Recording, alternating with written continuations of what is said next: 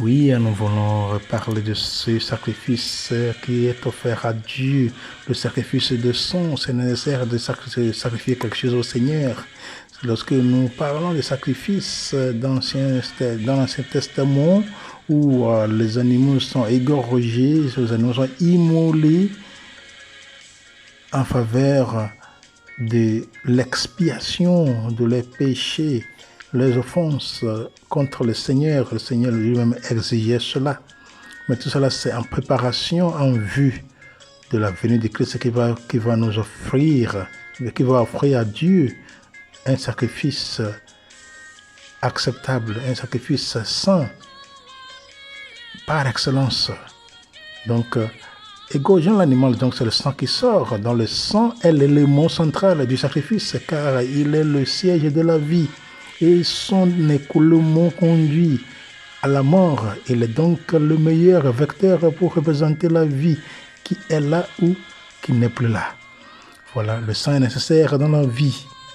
Le sang est nécessaire. Sans le sang dans le corps humain, on meurt. Donc, pour pouvoir faire sacrifice qui est acceptable au Seigneur, c'est le sang qui doit sortir. Lui-même avait exigé cela dans la vie du peuple d'Israël. Il faisait cela en adorant le Seigneur. Entrons ensemble dans ce débat. Entrons. Shalom, bonjour. Merci beaucoup d'avoir cliqué sur notre canal encore. Merci beaucoup d'être fidèle toujours. D'être toujours là pour pouvoir vous concentrer sur nos enseignements et qui est toujours sur la relation qui existe entre Dieu et nous. Comment savoir, comment faire ce qu'il faut savoir, comment vivre selon la volonté de Dieu le Père, comment il veut que nous l'adorions. C'est ça, et la raison pour laquelle nous sommes ici, pour pouvoir continuer par nous éclairer.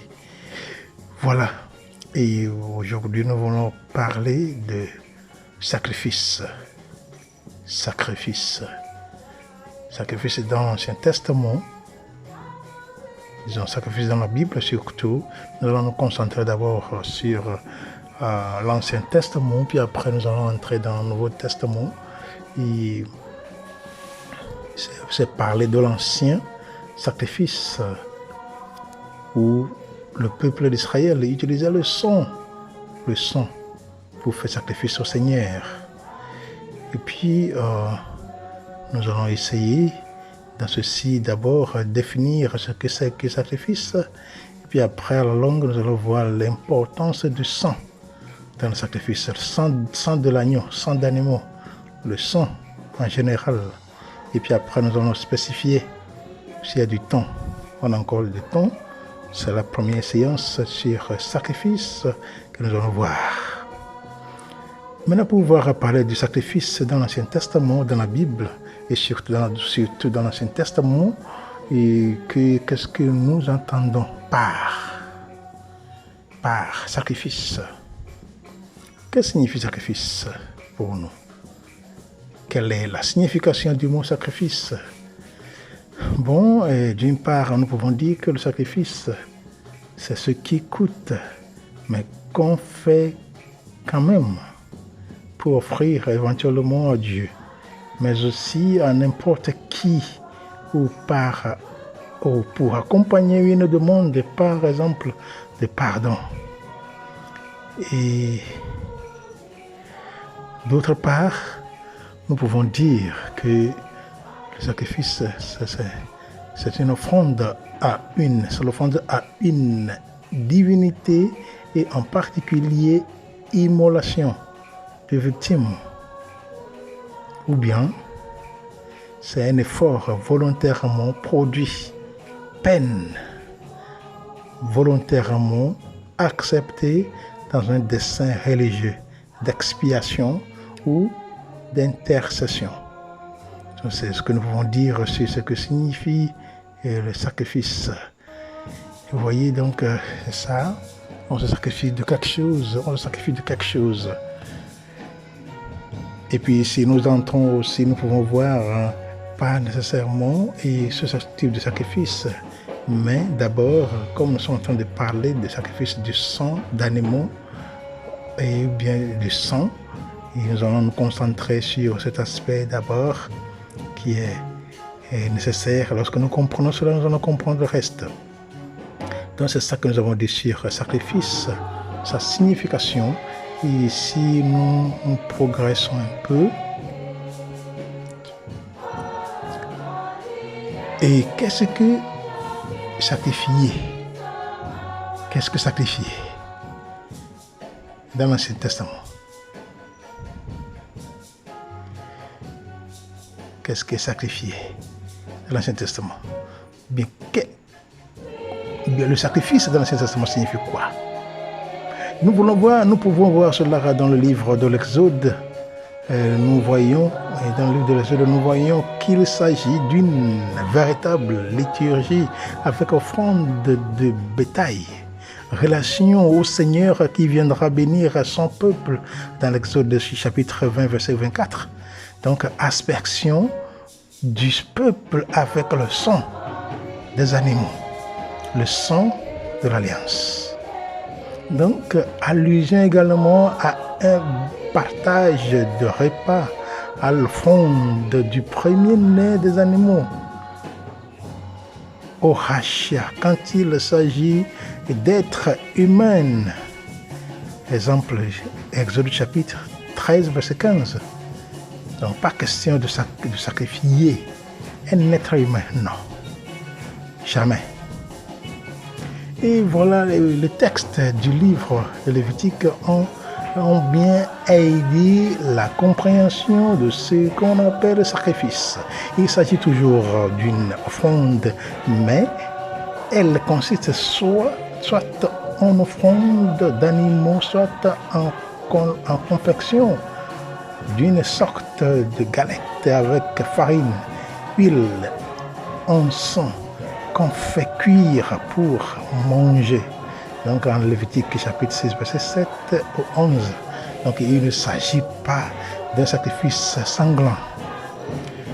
Dans le texte qui décrit un sacrifice sanglant, Lévitique chapitre 1, verset 9, nous remarquons la description minutieuse de tout rituel autour de l'animal. Donc il est présenté pour être agréé par le Seigneur.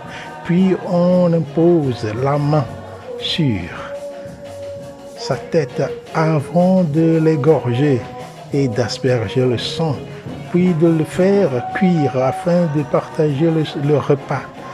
Donc aucune insistance sur la mise à mort, alors que les autres étapes du rite sont minutieusement décrites. Donc il semble donc que bien que la notion d'offrande est plus représentée par le repas partagé, par l'offrande totale, l'offrande de la vie représentée par le sang qui le maître. Donc tout le mets consumé du Seigneur, tout ce qui y touche se trouve sanctifié.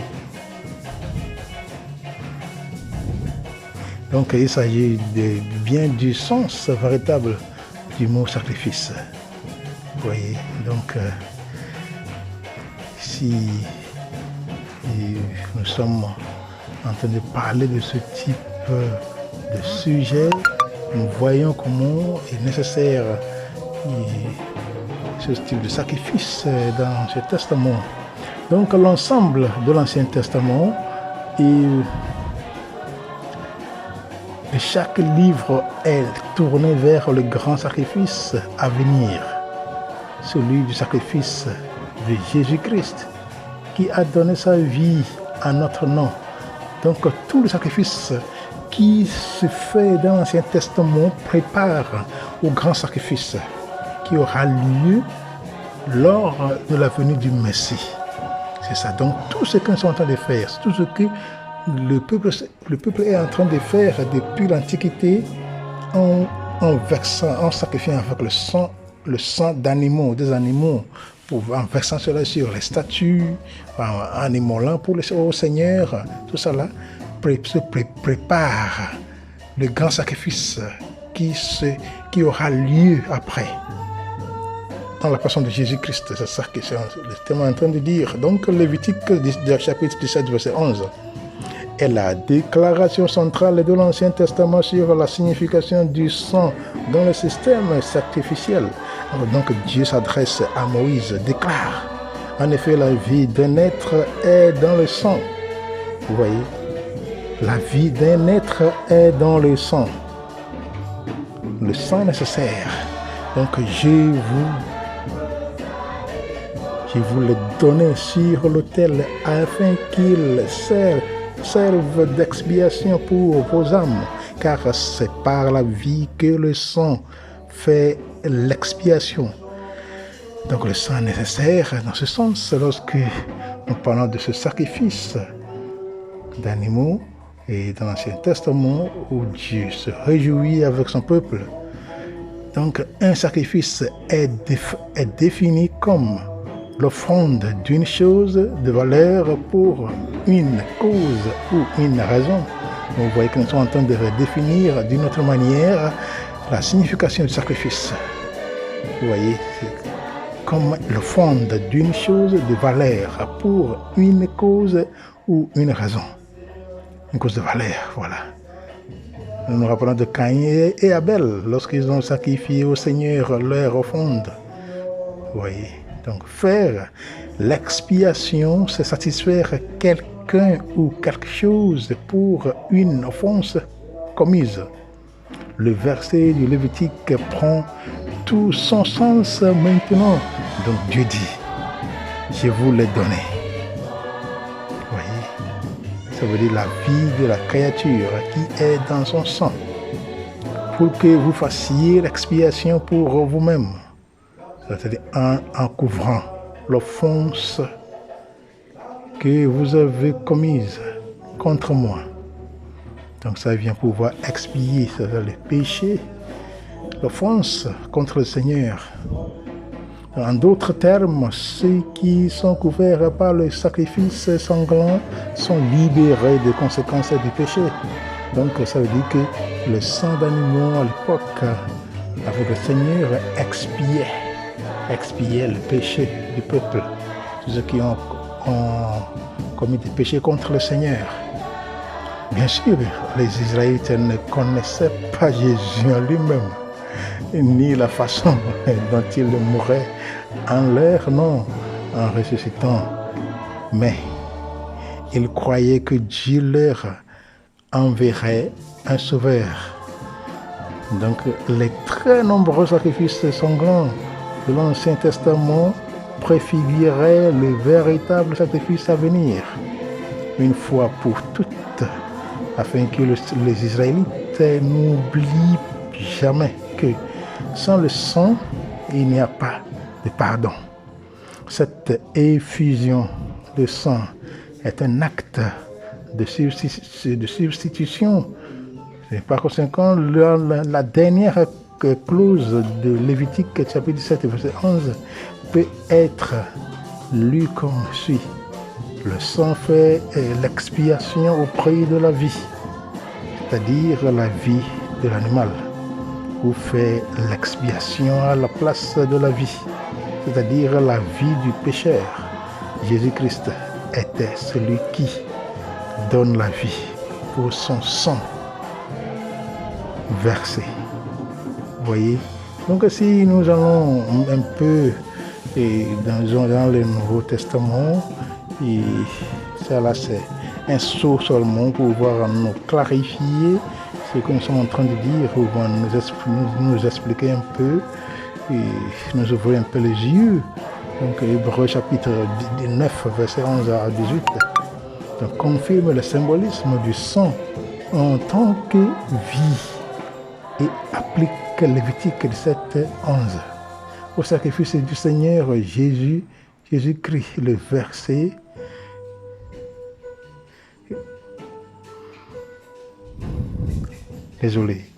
Donc, Hébreux chapitre 9, verset 11 à 18 confirme le symbolisme du sang en tant que vie et applique Lévitique 17 11 au sacrifice du Christ Jésus. Donc le verset 12 indique clairement que le sacrifice sanglant de l'Ancien Testament était temporel et n'expiait le péché que partiellement et pour une courte durée, d'où la nécessité de répéter le sacrifice chaque année. Mais lorsque le Christ est entré dans le lieu très saint, il l'a fait pour offrir son propre sang une fois pour toutes, rendant le sacrifice futur inutile. C'est ce que Jésus a déclaré par ses dernières paroles sur la croix. Tout est accompli. En Jean chapitre 19, 30. Donc, plus jamais le sang des taureaux et des boucs ne purifierait les hommes de leurs péchés. Ce n'est qu'en acceptant le sang de Jésus versé sur la croix pour la rémission des péchés que nous pouvons nous tenir devant Dieu, couverts de la justice du Christ. 2 Corinthiens chapitre 5 verset 21.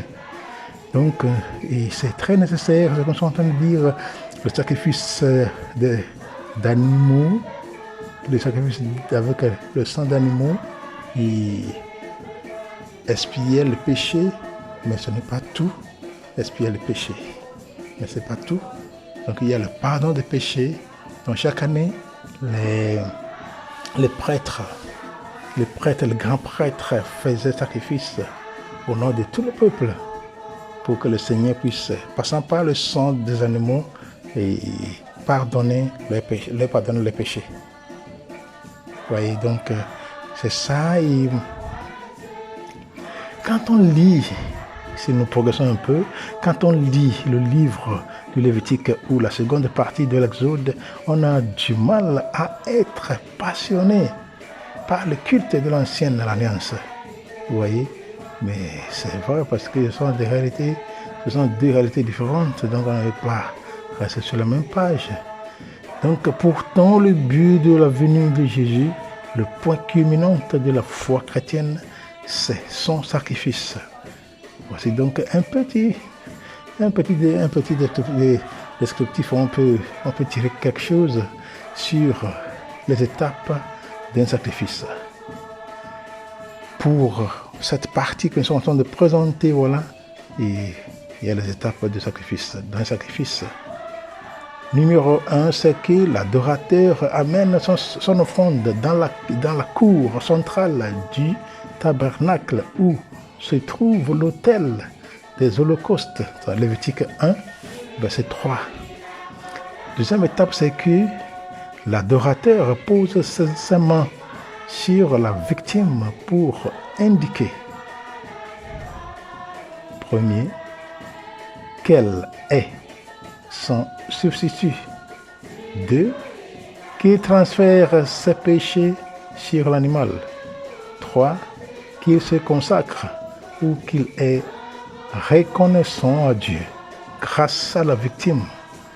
Donc Lévitique chapitre 1 verset 4. Lévitique 1, 4. C'est ça. Donc 3.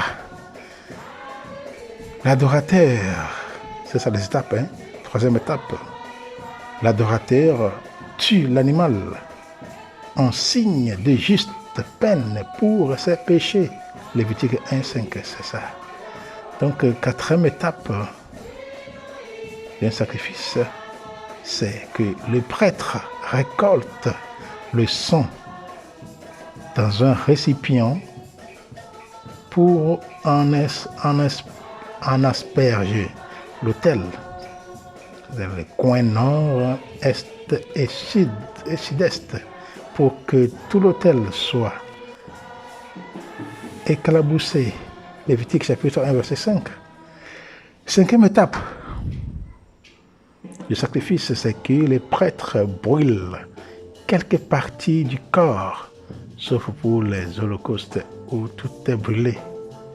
Donc le sang et la graisse des reins, du foie et des intestins qui était réservé à Dieu. Dans Lévitique 6, verset 9. La dernière étape que nous avons ici, c'est que les prêtres seuls ont les prêtres seuls ont les prêtres et leurs familles, ou les prêtres et les adorateurs selon le sacrifice consomment ce qui n'a pas été brûlé. Lévitique 7, 6. Donc voilà plus ou moins ce que nous voulons dire sur ce que nous sommes appelés à discuter aujourd'hui. Et avant de terminer, nous allons voir un peu ce que signifie le sang pour pouvoir clôturer cette partie. La signification du sang. Vous voyez, on dit que Dieu aime ce sacrifice parce que le sang contient la vie, n'est-ce pas? Le corps humain sans le sang, l'homme meurt, n'est-ce pas? Donc, quelle est même cette signification? Le sang quoi? Pourquoi le sang? Donc, à travers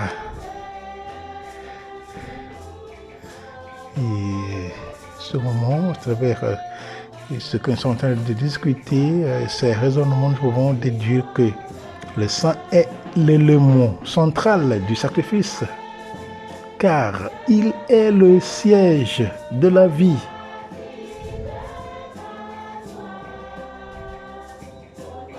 Et son écoulement conduit à la mort. Il est donc le meilleur vecteur pour représenter la vie qui est là ou qui n'est plus là. Voilà. Ça se voit d'autant plus qu'on voit la victime vivre, se débattre, puis ne plus bouger du tout. Vous voyez, donc c'est ça. Le sang joue un grand rôle dans la vie de tous les êtres vivants. Sans le sang dans le corps, on meurt. Le sang, c'est la vie. Donc c'est ça qui va à Dieu. Nous rappelons lorsque Caïn a tué Abel. Parce qu'Abel a donné une bonne offrande au Seigneur et le Seigneur l'a accepté. Quand Caïn avait tué Abel, son sang est parti directement à Dieu. Parce que vous voyez, si nous sommes créés à l'image de Dieu, il a toute capacité. Il y a ce lien-là étroit qui est entre le Dieu, le Père et nous, ses enfants. C'est pour cela qu'il faut toujours faire attention lorsque nous vivons. Il ne faut pas blaguer avec le sang. Mais le sang dont nous allons parler ici, c'est le sang d'animaux d'abord. C'est dans la deuxième partie, nous allons parler du sang de Jésus-Christ. Pour ne pas prolonger la vidéo. Merci beaucoup d'avoir prêté attention. Que Dieu continue par nous bénir. Et si vous êtes les premiers ici, il ne faut pas oublier de vous abonner, commenter, liker, partager. Comme ça, lorsqu'il y a une nouvelle vidéo, vous serez le premier à être averti. Et si vous aimez les contenus comme celui-ci, il ne faut pas oublier de toujours cliquer là-dessus et inviter aussi les autres à pouvoir participer. Merci beaucoup, que Dieu nous garde, que la cause céleste continue par intercéder pour vous, pour que vous puissiez être en mesure de réussir dans la vie, pour que vous ayez ce déblocage professionnel, financier, des esprits mauvais de chance, de bonheur, de vos arbres généalogiques, maternels, déblocage maternel, paternel, de la matrimonie sanitaire, que vous soyez aussi guéris, sanctifiés, purifiés, exorcisés, restaurés, réparés, pour que vous ayez les yeux, oreilles et cœur et intelligence spirituelle ouverts.